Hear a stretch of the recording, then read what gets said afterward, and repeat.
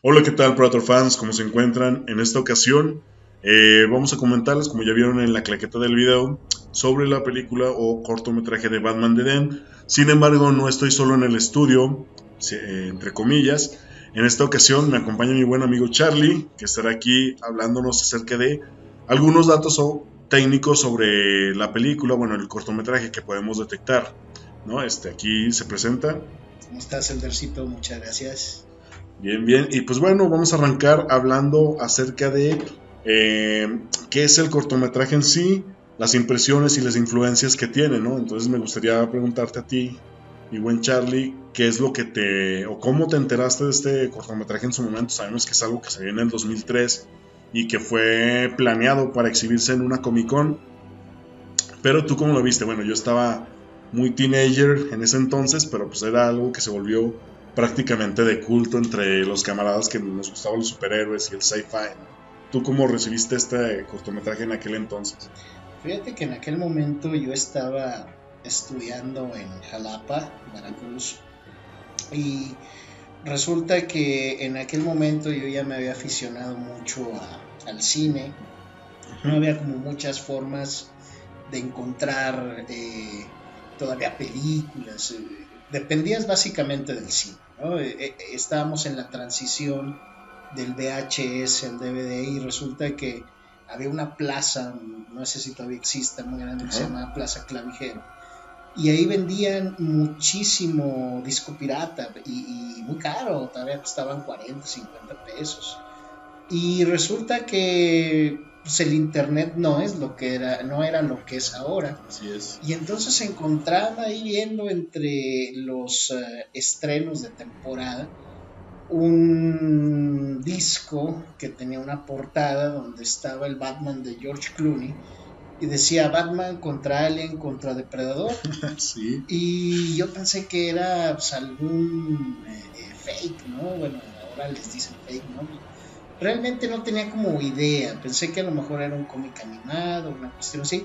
Ya el vendedor lo puso y resulta que pues era un live action, ¿no? Y en aquel momento no había como estas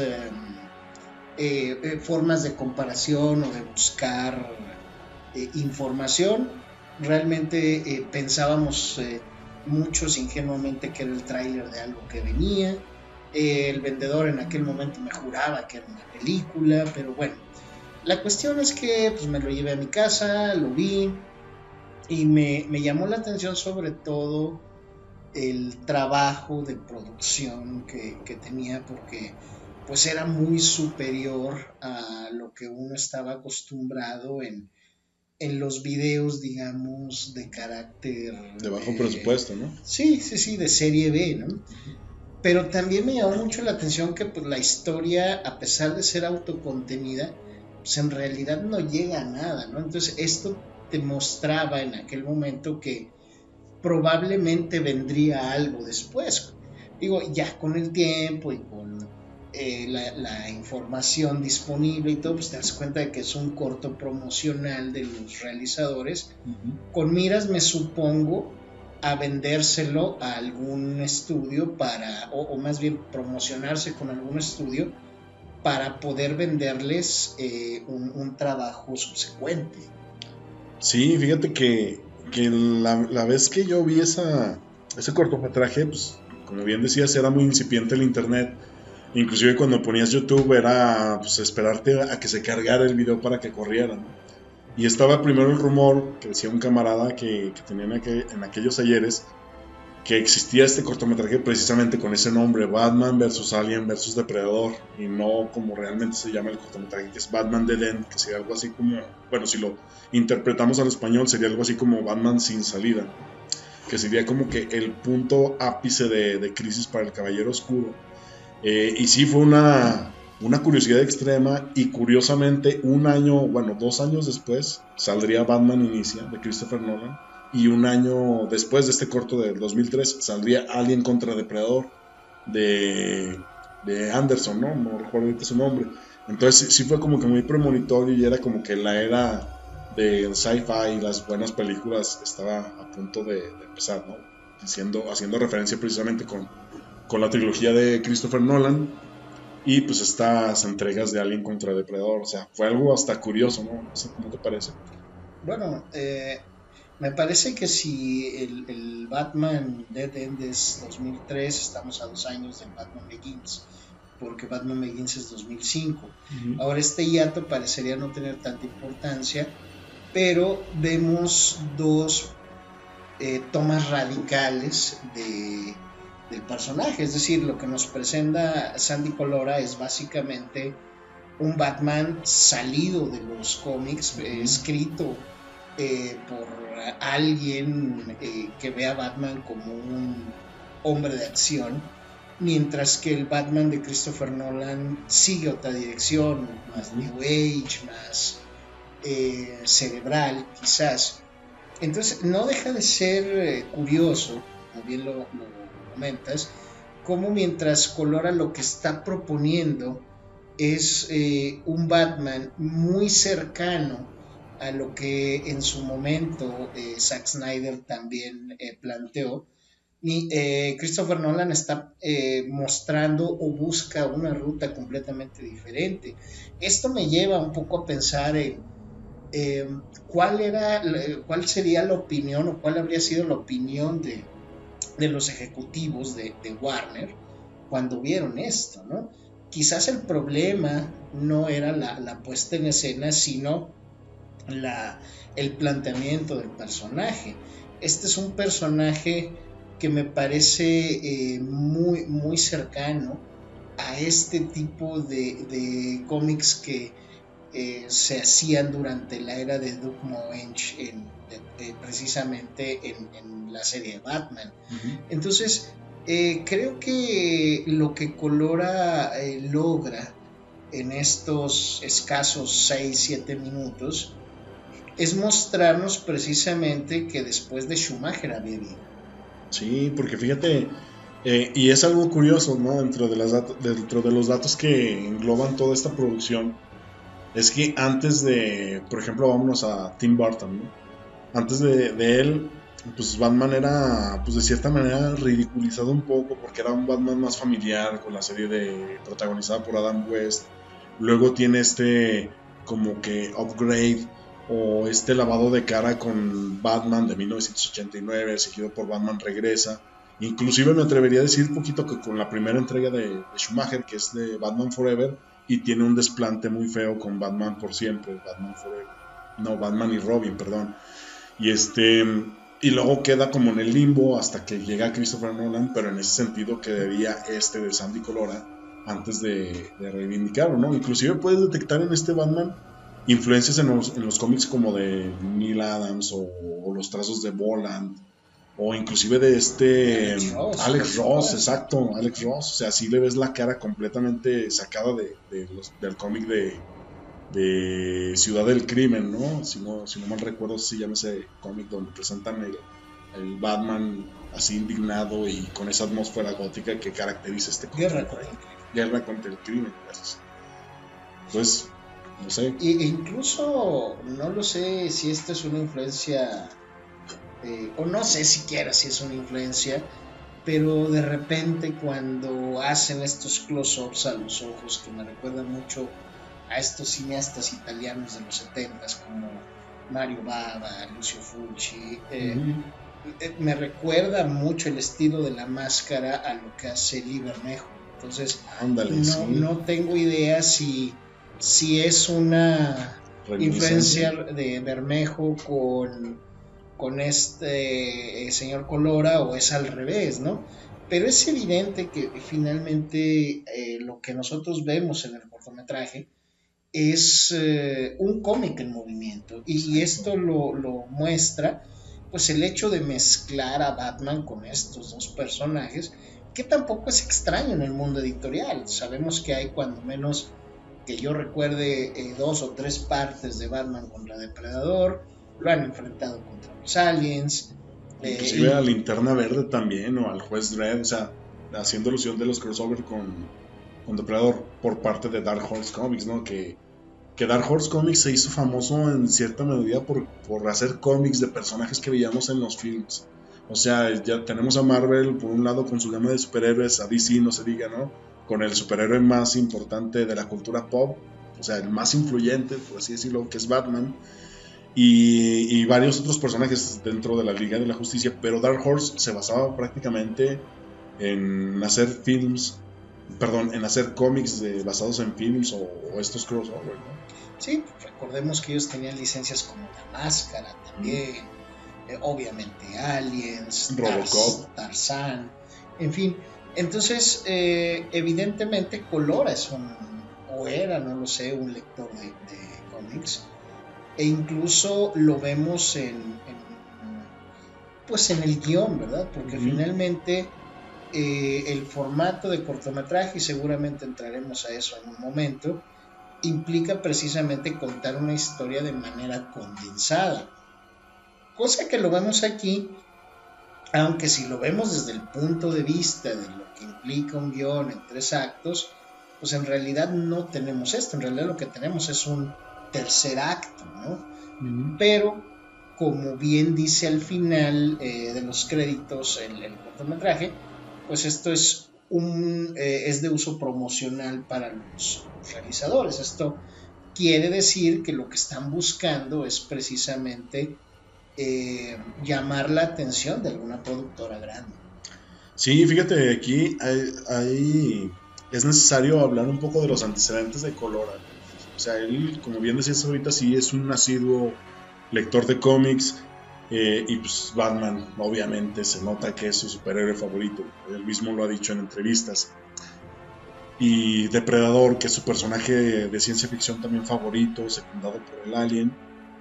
Y su director más influyente dentro de su experiencia fue James Cameron, ¿no? Inclusive pudo trabajar en Stan Winston, que fue la empresa de artes plásticas, de caracterización y efectos especiales para las películas, que tiene en su haber películas como Jurassic Park, Terminator, Depredador, Alien, etcétera, etcétera, ¿no? De hecho, Stan Winston es quien crea el diseño del Depredador.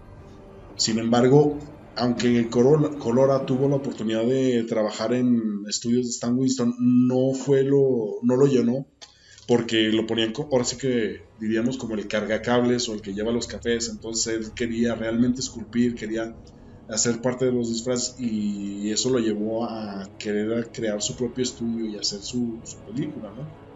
En ese sentido, pues él dice mismamente que se sintió muy frustrado de que no lo pudieran incluir en un proyecto, y se dedicó a hacer comerciales durante mucho tiempo, pero él no quería eso. Inclusive él quería, pues, hacer una película de Depredador, y dice, bueno, pues vamos a poner toda la carne en el asador, y es cuando mete Batman, Depredador, Alien y el Joker, obviamente, en este sentido. Y como bien dices, es un tercer acto porque nos muestra el punto clímax, ¿no? Primero pasamos de la persecución del Joker, una escena tan cotidiana en los cómics, digámoslo así, de Batman, que se acaba de escapar del asilo. Inclusive el inicio del cortometraje se hace como una reminiscencia a Mad Love, ¿no? Cuando Harley Quinn ayuda al Joker a escapar, y nos dan a entender que, pues bueno, inclusive el Joker va ataviado con camisa de fuerza y todo eso, de que se va escapando y Batman como siempre detrás de él, y de repente se ve todo demasiado, ¿cómo decirlo? ¿Cuál es la palabra que estoy buscando? Surrealista en cuanto aparece el primer alien, ¿no? Y luego aparece el depredador. Entonces, no sé. Pues es que es un cómic, entonces la lógica en los cómics tiende a ser muy flexible, digamos, ¿no? Por eso, de repente, lo que llama la atención en esto es de qué trata el cortometraje, ¿no? O sea, sabemos que va persiguiendo al Guasón, pero a lo mejor sería ocioso preguntar por qué, pero sin embargo no hay una razón. En cuanto lo captura, empieza este diálogo de tú me creaste, obviamente reminiscente del Batman de Tim Burton, cuando Jack Nicholson, maquillado como el Guasón, le reclama al Batman de Michael Keaton y le dice, es que tú me creaste. Pero no hay una lógica en el por qué el alien se lleva al Guasón, no hay una lógica del por qué aparecen los depredadores ahí. Es más, creo que tú me podrás corregir o complementar esto, ¿por qué se van a pelear con Batman? ¿No? Entonces, me parece que el corto es un despliegue de efectos de virtuosidad visual más que de narrativa, y hay que entenderlo así. Es decir, yo creo que esa era la intención de los realizadores, no realmente hacer una historia como tal, sino mostrar los alcances que podrían tener una historia más amplia si se tuviera la oportunidad de hacerla. Sí, porque de hecho prácticamente son puras escenas, ahora sí que sería tipo a lo que le dicen mucho a Snyder, ¿no? De que realmente es un director más visual que contador de historias. Sí, pero Snyder tiene de 2 a 4 horas para contar una historia. Este compa tuvo 7 minutos. Bueno, sí, pero a lo que me refiero es de que son más que nada estampas, ¿no? O sea, son como esta escena tan... que hasta se me eriza la piel cada vez que la veo. Cuando cae Batman después de presentarse y que se ve la capa extendida en el charco de agua y se levanta con esa música de la máscara del fantasma de la serie animada. Y pues dicen, no manches, es Batman, ¿no? Es Batman. Es Alex Ross, es estampa. Sí, claro, dices, o sea, literalmente sacaron al personaje del cómic y lo pusieron en video. O sea, sí es algo que cada vez que lo veo no se sigue haciendo viejo para mí. O sea, es una escena muy chingona de Batman.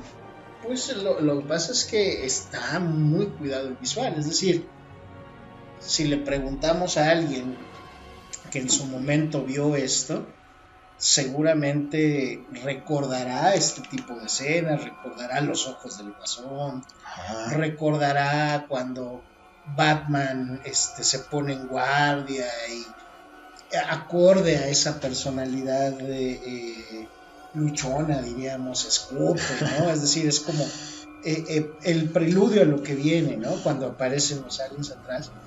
Pero te aseguro que nadie recordaría de qué va el corto.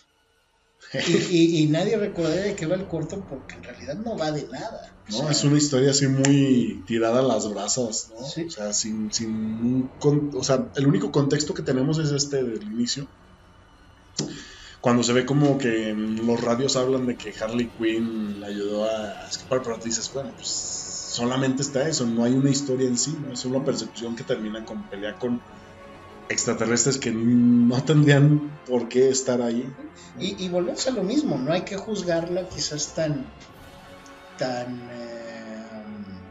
o con tanta rudeza, porque finalmente, insisto, yo creo que Colora lo que buscaba era vender una idea de cómo se vería un Batman hecho por él con el presupuesto adecuado. Yo no sé cuánto costaría esto, creo que tú comentaste en alguna ocasión que alrededor de unos $50,000, hay que situarnos en el 2003. Sí, la devaluación no estaba tan pesada para ellos en ese entonces. Entonces, seguramente aún para esa cantidad de dinero en aquel momento, pues era poco, ¿no? Pero logró una cosa visualmente interesante, ¿no? Sin embargo, bueno, si alguien se pone, insisto, muy exigente, yo te preguntaría a ti como experto en Depredador, o sea, ¿por qué pelearían con Batman? Pues podría ser, o sea, como lo que nos plantea precisamente en el primer cómic de Batman contra Depredador, ¿no? Porque como, bueno, dentro del lore o la mitología del personaje Depredador, se supone que siempre van por la presa más, por el alpha male, ¿no? Por el apex predator, por así decirlo.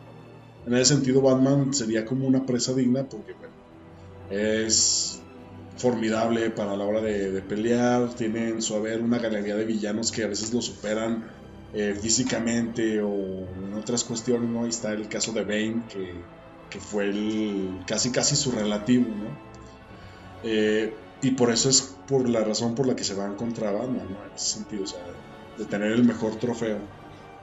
Digo, a mí me hace un poco de ruido eso que me dices. Digo, también entiendo que estamos hablando de un cortometraje independiente con todo lo que eso implica.